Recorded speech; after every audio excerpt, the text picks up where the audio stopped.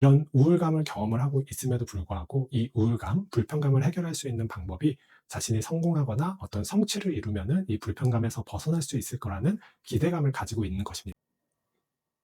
안녕하세요. 배종미입니다.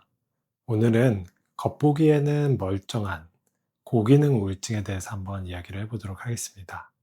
여러분은 고기능 우울증에 대해서 들어본 적이 있으실까요? 우울증은 워낙 흔한 증상군입니다. 사실 많은 분들이 이제 우울증을 앓고 있는데요. 정확히 말해서는 이제 주요 우울 장애라고 합니다.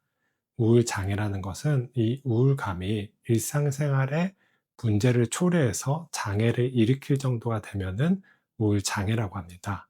이런 우울 장애가 있으신 분들은 약물 치료라든지 인지행동 치료, 심리 상담 치료가 필요를 하게 됩니다. 그런데 고기능 우울증의 경우에는 이런 장애 정도가 아니라 일상생활을 하는데, 직업생활을 하는데, 그리고 대인관계를 하는데 문제가 없지만 우울증을 앓고 있는 분들을 지칭하는 용어입니다.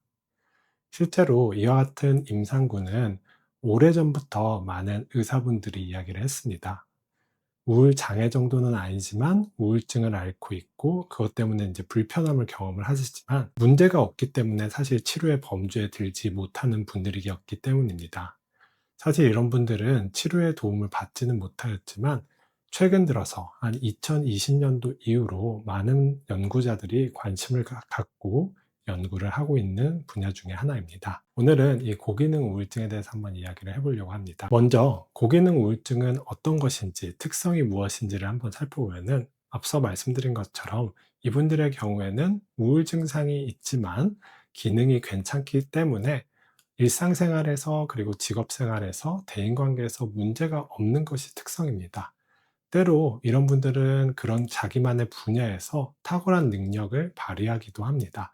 그렇기 때문에 많은 사람들이 겉보기에 이분들이 우울증을 앓고 있는지 모르는 경우들이 많습니다. 고기능 우울증을 가진 분들의 특성 중에 하나는 이분들은 흥미, 재미를 잃어버리게 됐다는 것입니다. 삶을 사는 것에서 더 이상 재미를 경험하지 못하고 무언가를 기대하지 못하게 되는 상태가 되는 것입니다. 그래서 하루하루를 어떤 흥미나 재미를 위해서 살기보다는 그저 어쩔 수 없이 그냥 버티기 위해 사는 모습을 보이고 있을 때가 많습니다. 재밌고 즐거운 것들에서도 예전과 같이 즐겁지가 않으며 그저 이제 해야 될 일을 묵묵히 하는 데만 익숙해져 있기 때문입니다. 또한 고기능 우울증 환자분들이 가진 특성 중 하나는 자기 학대입니다. 자기 자신을 끊임없이 어떻게 보면은 몰아치고 더 열심히 해야지라고 생각을 하기 때문에 이분들의 경우에는 우울증이 있음에도 불구하고 각자의 영역에서 굉장히 하이 펑션을 보이는 특성을 가지고 있습니다. 다음으로 고기능 우울증 환자분들의 특성 중에 하나는 이런 우울감을 경험을 하고 있음에도 불구하고 이 우울감, 불편감을 해결할 수 있는 방법이 자신이 성공하거나 어떤 성취를 이루면은 이 불편감에서 벗어날 수 있을 거라는 기대감을 가지고 있는 것입니다. 그렇기 때문에 이분들은 자신의 이런 불편한 상태를 해소시키기 위한 방법으로서 열심히 일하고 그 누구보다도 어떻게 보면은 최선을 다하는 모습을 보이게 됩니다. 이와 같은 고기능 우울증 환자분의 특성 외에도 또 다른 증상 중에 하나는 신체적으로 민감하다는 것입니다. 이런 분들이 굉장히 열심히 살기 때문에 그런 증상들이 신체 증상으로 나타나는 경우들이 있습니다. 예를 들면은 가슴이 불편하다든지, 어떻게 보면 호흡이 가빠진다든지, 다양한 신체 감각에 예민해진다든지 이런 특성들을 보이기 때문에 고기능 우울증 환자분들은 여러 가지 신체 불편감을 호소하시는 경우들이 있습니다. 또 다른 특성 중에 하나는 불면입니다. 많은 고기능 우울증 환자분들이 불면증을 호소를 하게 됩니다. 이것은 잠드는 것이 어려울 수도 있고 더 흔한 것 중에 하나는 고기능 우울증 환자분들은 잠을 자다가도 충분히 잠을 이루지 못하고 중간에 깨는 경우들이 많습니다. 생각보다 이른 새벽에 잠이 깨어가지고 잠들기가 어렵다든지 중간중간에 깨는 것 때문에 다음날 피로함을 호소할 때가 많이 있습니다. 이와 같은 불면증이라든지 신체 감각에 예민성이 있다고 하면은 우리는 한 번 정도 혹시 내가 고기능 우울증에 해당하지는 않는지를 살펴보는 것이 필요합니다. 그렇다면 이와 같은 고기능 우울증은 왜 생기는 것일까요? 연구자들은 그 원인 중에 하나를 먼저 트라우마라고 이야기를 합니다.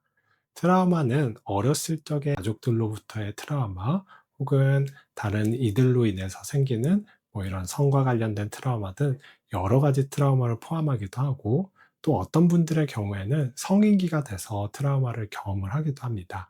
직업적으로 굉장히 혹독한 이런 직업 환경에 놓인다든지, 혹은 이런 트라우마가 일어날 수 있는 환경에서 자주 노출이 되는 경우에도 성인기에 이런 트라우마가 생길 수가 있다고 합니다.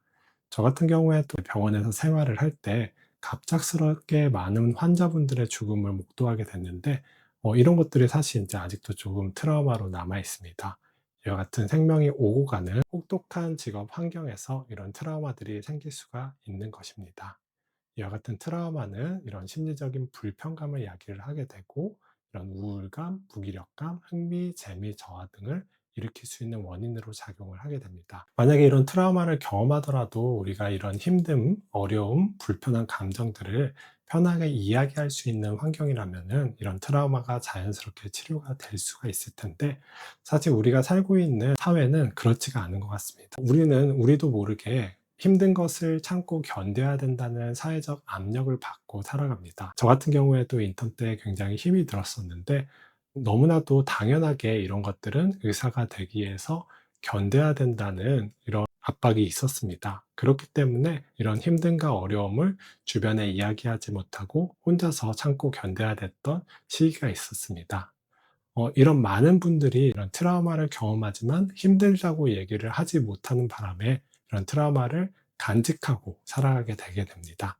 그러다 보니까 이런 불편한 감정이 해소되지 못한 채 가지고 있다가, 우리가 어떤 성공이나 성취를 통해서 이런 것이 해결될 수 있다는 믿음이 나도 모르게 형성이 되고, 그런 것들을 통해서 나의 불편감이 해결할 수 있다는 기대감 때문에 더 열심히 노력하고 자기 자신을 더 학대하게 되는 것이 고기능 우울증의 원인이라고 할 수가 있습니다. 안타까운 점은 이런 고기능 우울증 환자분들이 직업적으로, 일상적으로 워낙 정상적으로 생활을 하다 보니까 이게 우울증인지 모르고, 어떻게 보면은 주변 사람들도 모른 채 본인도 모른 채 많은 시간을 지나게 된다는 것입니다.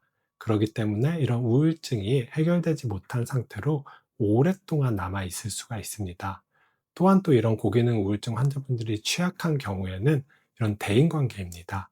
대인관계에서 특히 이런 고기능 우울증 환자분들을 잘 찾아내고 이분들을 이용하는 사람들이 있다고 합니다. 이런 분들의 경우는 고기능 우울증 환자분들의 자기 피약적인 성격을 이용을 해서 그분들을 착취를 하고 이용하는 경향이 있다고 합니다. 그렇기 때문에 고기능 우울증 환자분들은 혹시 본인이 대인관계에서 이용당하는 것은 아닌지에 대해서 조금 고민을 해보고 살펴보는 것도 필요하다고 합니다. 이를 해결할 수 있는 방안 중에 하나는 내가 상대방한테 해주는 일과 상대방이 나한테 해주는 일을 한번 비교를 해보는 것입니다. 내가 해주는 만큼 상대방이 나한테 해준다고 하면은 그것은 어떻게 보면은 좋은 관계라고 할 수가 있습니다. 하지만 나는 상대방한테 굉장히 많은 것을 해주는 것에 비해서 상대방이 나한테 해주는 것이 거의 없다고 하면은, 이거는 혹시라도 이제 내가 다른 사람에게 착취당하거나 이용당하고 있을 가능성이 있기 때문에 이러한 관계를 맺고 있는지 아닌지 살펴보는 것이 필요합니다. 그렇다면 고기능 우울증은 어떻게 치료하면 좋을까요? 보통의 주요 우울 장애의 경우에는 약물 치료를 가장 먼저 생각을 하게 됩니다. 하지만 고기능 우울증의 경우에는 아직 이런 약물 치료가 효과가 있다는 것이 입증이 되지 않았습니다. 그렇기 때문에 다른 방법들을 우리가 이제 고민해보고 찾아봐야 되는데요.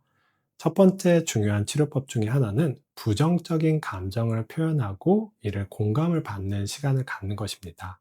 많은 고기능 우울증 환자분들이 여러 가지 부정적 감정을 경험을 하는데, 이거를 표현하는 것이 굉장히 서투르고 어려워하는 경향이 많습니다.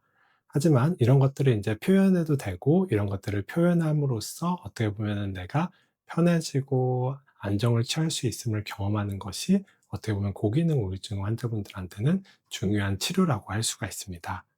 두 번째는 많은 고기능 우울증 환자분들이 자기의 성공이나 성취를 너무 당연스럽게 별거 아닌 것처럼 생각하는 경우가 있습니다. 그렇기 때문에 본인의 작은 성취, 뭐 생일이라든지 기념할 만한 것들을 그냥 넘어가는 경우들이 많은데, 고기능 우울증을 치료하기 위해서는 이런 작은 성취, 축하할 일을 스스로 축하하고, 그리고 주변으로부터 축하를 받는 것 또한 굉장히 중요하다고 합니다. 그래서 만약에 본인이 고기능 우울증이라고 생각을 한다면은 작은 성취나 작은 일에도 축하하고 축하를 받는 거, 이런 부분도 이제 중요하다고 할 수가 있습니다. 세 번째는 관계입니다. 고기능 우울증 환자분들은 본인이 뭔가를 성취하고 잘 해내야만 관계를 맺을 수 있다고 생각을 하는 경향이 있습니다. 그런 것이 아니라 내 존재만으로서, 내 자체만으로서 있는 그대로의 나 자신도 가치 있다는 거, 인정을 받는 관계 경험을 하는 것이 고기능 우울증의 치료에는 굉장히 중요하다고 할 수가 있습니다. 그래서 굳이 내가 어떤 것을 아주 잘하지 않더라도 있는 그대로의 내가 인정을 받는 경험을 하는 거, 이런 부분도 고기능 우울증 치료의 중요한 부분입니다. 고기능 우울증 환자분들은 이런 면에서 어떤 약물 치료보다는 이런 심리 상담 치료가 또 효과적일 수가 있습니다. 그래서 최근에는 우리나라의 경우에도 여러 가지 심리 상담을 지원해 주는 제도들이 참 많은 것 같습니다. 만 24세 미만의 경우에는 청소년 상담 복지센터에서 굉장히 저렴한 가격으로 심리 상담을 받을 수가 있고요. 서울 시민의 경우에는 청년 마음 건강 지원 사업이 있어서 1년에 4번 신청을 받아서 무료로 6회에서 10회 심리 상담을 받을 수가 있습니다. 또한 올해는 정신건강 심리상담 바우처 사업이 진행되고 있어서 이 사업의 경우에는 바우처 사업으로서 심리상담 비용을 지원받아서 소득 수준에 따라서 8,000원, 16,000원, 24,000원 총 8회까지 심리상담을 지원을 받을 수가 있습니다. 만약에 본인이 고기능 우울증이 의심된다고 하면은 이런 심리 상담을 활용해 보는 것도 적극적으로 권해드리고 싶습니다. 네, 오늘은 멀쩡해 보이는 우울증인 고기능 우울증에 대해서 한번 살펴보았습니다. 본 내용은 고기능 우울증이라는 주디스 조셉이라는 정신과 전문의가 만든 책을 바탕으로 이렇게 설명을 드렸습니다. 그래서 혹시 말씀드린 부분 중에 흥미가 있거나 혹은 조금 더 알아보고 싶으신 분들의 경우에는 주디스 조셉의 고기능 우울증 책을 한번 읽어보시면 큰 도움이 될 것 같습니다. 오늘도 시청해주신 여러분들께 감사드리고 저는 다음에 또 찾아뵙도록 하겠습니다. 이상으로 배종빈이었습니다.